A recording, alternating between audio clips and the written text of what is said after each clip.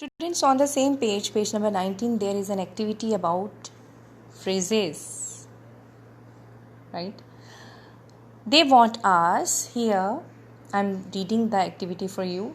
Say which of the following on page 20 are phrases, not that the punctuation has been included. Just think about this part of the question. Say which of the following on page 20 are phrases.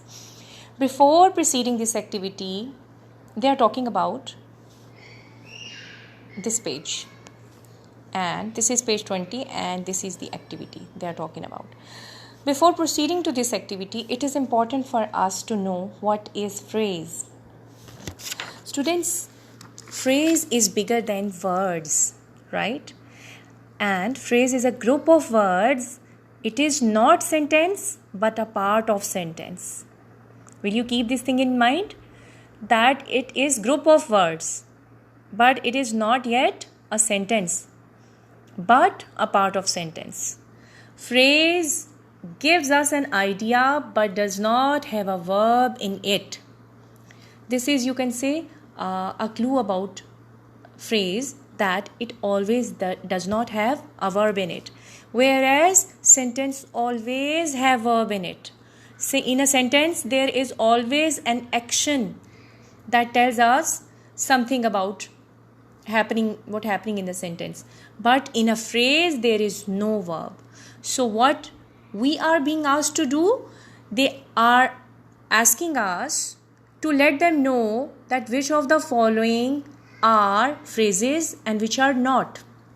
So keep your pencils in your hands, and the first one, over the fence. Tick it, mark it as right, because this is phrase. Why this is phrase?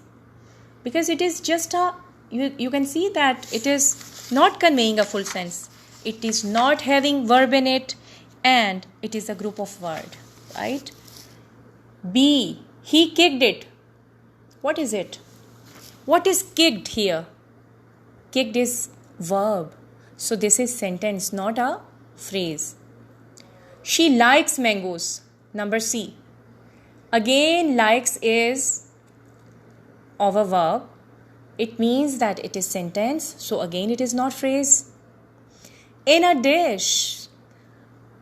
Mark it, students. This is of a phrase because it is just a collection of or a group of words. Now and then on E is again our phrase. Mark it.